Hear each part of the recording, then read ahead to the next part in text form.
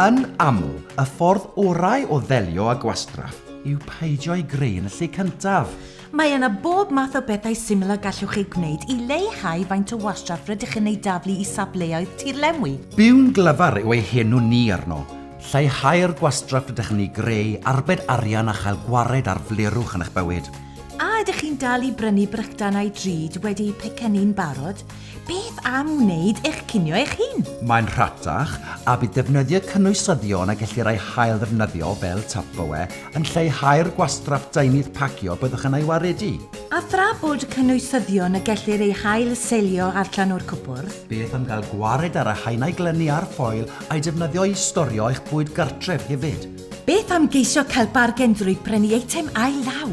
Mae gwefannau fel eBay, Gumtree, Freecycle neu'r papurau hysbysebu am ddim yn ffyrdd gwych o ddod o hyd i ddodrefn.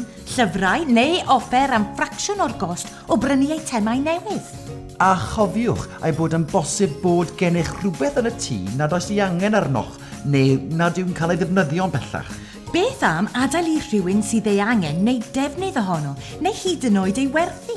Felly, cyn i chi daflu'r hen gemau cyfrifiadurol, cawell, bwchdew neu'r ffrog sydd heb eich ffitio ers blynyddoedd yn syth i'r bin, beth am weld a allwch wneud ychydig o arian trwy ei gwerthu?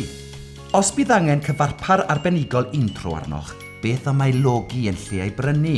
Yn enwedig os yw'n rhywbeth y byddwch yn ei ddefnyddio'n achlasurol yn unig. Mae yna sawl cwmni hirio sydd ag ystod ryfeddol o bethau a gallwch ei llogi. Ac ni fydd rhai pethau'n costio unrhyw beth os ydych yn meithrin yr arfer o fenthyg trwy ymuno â'r llyfrgell neu lyfrgell digannau. Gwell beth am benthyg a chyfnewid eitemau gyda theulu a ffrindiau? Ac yn olaf, trwstiwch cyn i chi daflu unrhyw beth sydd wedi torri, gyfynnwch eich hun a oes modd ei drwsio.